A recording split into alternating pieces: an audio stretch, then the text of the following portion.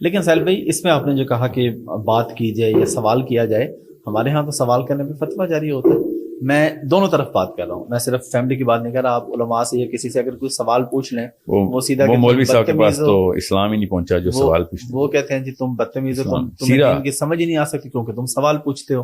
میں نے نوٹس کیا ہے پاکستان واحد ملک ہے اس میں زیادہ تر مولوی حضرات نے سیرت النبی خود ہی نہیں پڑھی ہوئی. نبی اسلام سوال کرنے کو ترجیح دلوا رہے ہیں، فورس کروا رہے ہیں خواتین کے بھی سوالوں کو.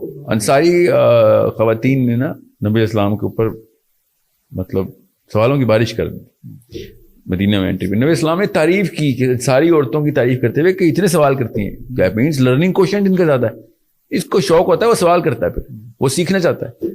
سو جن مولوی صاحب کو یا جن پروفیسر صاحب کو بھی، میں یونیورسٹی میں بھی دیکھے نا، خالی مولویوں میں نہیں، سوال کرنے پہ یہ ہوتا ہے نا کہ یہ بندہ بدتمیز ہے، تو بھائی صاحب کو اسلام ہی نہیں پہنچا ہوا.